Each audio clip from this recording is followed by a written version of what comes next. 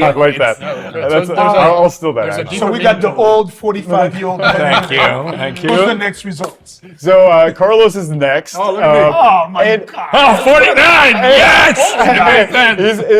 So Carlos. Yeah, but look at that pace, baby. Well, that's the exact point. You've got that phenotype we were talking about, where maybe there was some past, historical damage in the aging rate, but now at at our aging rate of 0.73, you're aging for every chronological year only 0.73 biologically. So you have a couple months really throughout the year that you're getting for free. So that's where you're going like that. Compounding that. You're compounding that effect. Yeah. But still, you're what, 42? Hey, hold on, I'm And your biological age is No, that thing is not correct. 49. We're going to wait for my results. And see what my biological age was. Well, and so, but again, I think that going back to this, I also want to mention that there was there's another reason that you all might have been accelerated, which I want to put in context, which is actually we're able to quantify your immune cell subsets with this as well, and we can do it with the same resolution as a flow cytometry. So for people who don't know, that's a test where you basically sort your cells and count them, and it's used in autoimmune conditions, a lot of immune-related things. It's a $6 billion a year industry just in the United States. We can do the exact same resolution on your immune cell subsets with just that one drop of blood. And we saw that there were probably some immune suppression related effects. So this is interesting that you're going through this, and for people watching, we were before we took this test, a few months. We were taking rapamycin, as anybody in the anti-aging sort of community has heard guys like Peter Attia talk about rapamycin, and you were the one that really enlightened us, like, hey, you're taking a medication that's actually suppressing your immunological response, which is not something that you want to do. So for all of those taking rapamycin, I'm going to let you take the lead. Be careful. Yeah, well, exactly. I think that nothing is always good 100%, right? And with rapamycin, at high levels, rapamycin is used to prevent organ rejection after a transplant, right? So you want to suppress your immune system. So at high doses, it can do that. At the doses we might want to use for lifespan increase, it usually doesn't have those effects, but we don't have a really good way to quantify those effects. And so sometimes we like to look at those immune system variables as a way to tell us where are we at. And so I think that one of the things we see is that people who have low CD4 T cells to CD8 T cell ratios, they are generally immunosuppressed. And they're also generally have higher biological aging rates. And so some of your all's ages might be artificially elevated because of your immune suppression. And so that is the other thing that for you all we'd probably like to see is obviously we want to see improvements maybe in that pace first, but we also want to make sure that your immune cells and your immune system is normalized, right? And this is amazing, right? Because we, Doc, we've seen this. People come to us talk about rapamycin, and we're just like, I don't know. The studies are shaky. There's not a lot of data. And then look at this. Well, but there's I'm trying more to actually anti-age, and I'm actually aging. I feel like there's more to the picture as well. Over-exercising. Right? Absolutely. mTOR activation, which is live fast, die young. You're activating the anabolic side of the body way too much, and then on my side, add stress to it. That will drive down the immune system and could affect that clock. Absolutely, and I think that that's why. Well, first off, I want to make a mention that these tests might sound very easy to interpret, right? It's just an age. You can see where you're at. But to really impact change, it's really helpful to have people managing your medical care that can take in this information. So what you all are doing, I think, is fundamental to taking aging into a science and really medicine. And you really need to look at all these different factors and include the entire picture of all of these different biomarkers. Awesome. And so it's really important that you all are doing this. So wait, to recap that so I understand it in my head, because I think we're going to become really good at this. No, I know we're going to become really good because we know that this is the future of medicine. We know just like how we test for hormones, this has to be at the center of what we do, especially for people who care about living longer.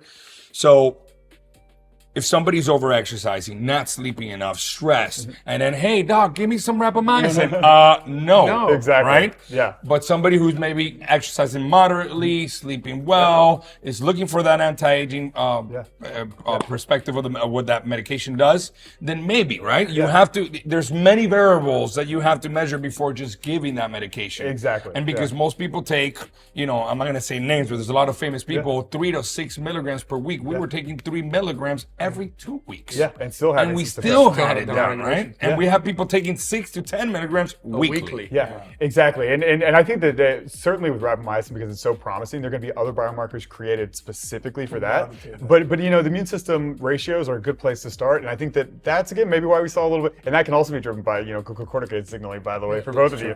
But again, going back to your results, Carlos, I think that one of the interesting things we saw on yours, which was a little bit out of range, is serum albumin. This is a protein that binds other proteins, can sometimes help clean up the blood, and as we age, it tends to decrease. For you, we saw this being a little bit lower than we would have liked, so we might think about ways to increase serum albumin for you and get a little bit higher. So you were in the bottom, essentially 6%, and we want you to be as high as possible there. So already we might have some interventions we might recommend for you to then try and improve one of those markers, which we know is going to improve that biological age. Cool.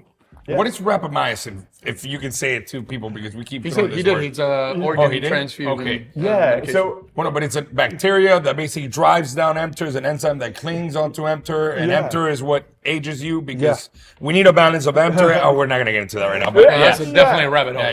Definitely. That's rabbit hole. So never Rapamycin's mind. got a cool story, though. I think, as you mentioned, it was found on Easter Island, of all places, in the soil and bacteria, then turned into a medication, but it inhibits that mTOR. And so I do have some slides there which sort of show this process. There are many theories of aging that have come and gone.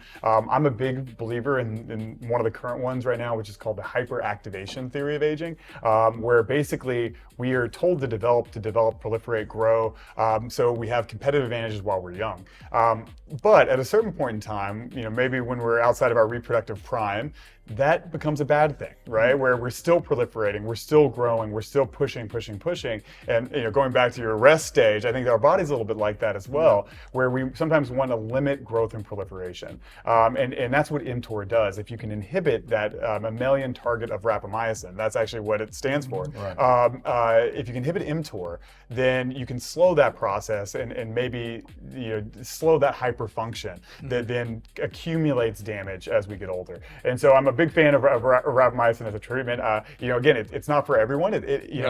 Not to scare people as well. It has a black box warning by the FDA for different side effects that it could have. So it's not something to be just trivial. And I take it myself, but it doesn't mean I have a trivial approach to it. I think that's why, again, medical care is warranted. But rapamycin is still one of the most promising of all. I was just telling you, I think you a little bit earlier. The dogs. For even canines, a 33% increase in dog lifespan out of a study that was done with golden retrievers. And that's insane, right? 33% increase in lifespan off of one treatment intervention. That's pretty incredible. So it makes me excited. But wait, we didn't too forget soon about come, you. by the way. We didn't forget Let's about go you. see my age now. So I'm 53 chronologically, and my biological age was 52.7. I'm the only one that had a lower biological age. Boom! And by the way, he's the most inconsistent patient ever. Worst patient ever. Oh my gosh. Anything. So what about my pace of age? Yeah, so that was also decent. So that was 0.95. So you're still Okay, younger below than one, one. right? But you're not where Carlos is, right? So I think that maybe if you all want to be competitive, to try and get there. And so you're better than basically around 30% of our population. Again, a competitive population. And if we look at maybe the reasons why you're aging, I see one thing, and I was looking at all these different markers. So there are 36 of these individual markers we measure that make up this bigger picture. But the one that was probably the most interesting to me was that you have lower rates of what we call serum peroxidase, or it's a gene called PON1.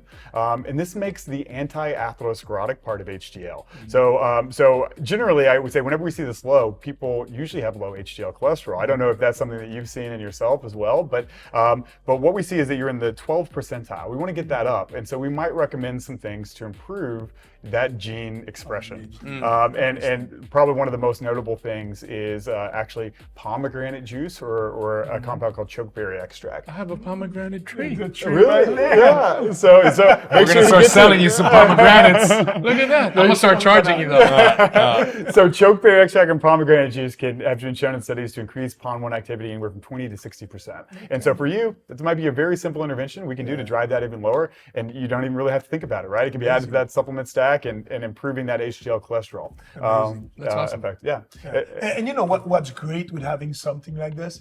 First, it gives you something visual you can see. and it's not a tell-all, your age is higher. It doesn't mean that it's bad, but it's going to make you think about, okay, what can I do different? How can I keep going on that optimization journey? Yeah, Exactly. Right? it gives you Again. like, again, for me, the biggest the biggest takeaway from what you're doing, thank you so much, man, for everything that, like, your passion and how much you poured into this. But the fact that you're now giving us a tool that empowers us, that you can really get into your health, like you're not predestined to your genes anymore.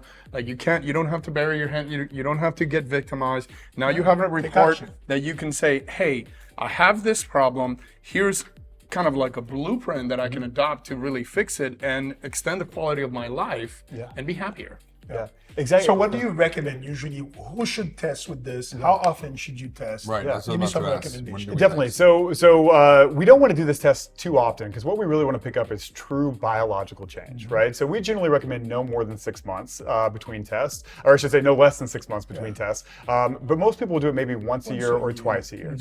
And so you implement and then you test to see, give the body enough time. Right. If you're really messed up, every 6 months until we get you fixed. And Exactly. it's once a year. Exactly. And so, but again, getting a good idea of trajectory, right? And eventually this might be able to be used for personalized interventional treatment. We might all take metformin. Some of us might have better responses to metformin than others, and we can actually predict that from a biological aging perspective. But even for what it's worth, DNA methylation algorithms exist to actually even predict HbA1c blood sugar response or even side effects with metformin. So it can even be used to predict response to medications. But usually once every 6 months, implementing that change, looking at those factors, trying to drive change in certain areas, and then testing again to see how you're doing. And again, as long as we're slowing that over time, we're doing the right thing. Again, multi-year age reductions are possible, but not always expected. And I think that it's important again, we haven't won the battle against aging yet. So this is a continuative, iterative process that we really just want to try and see change on.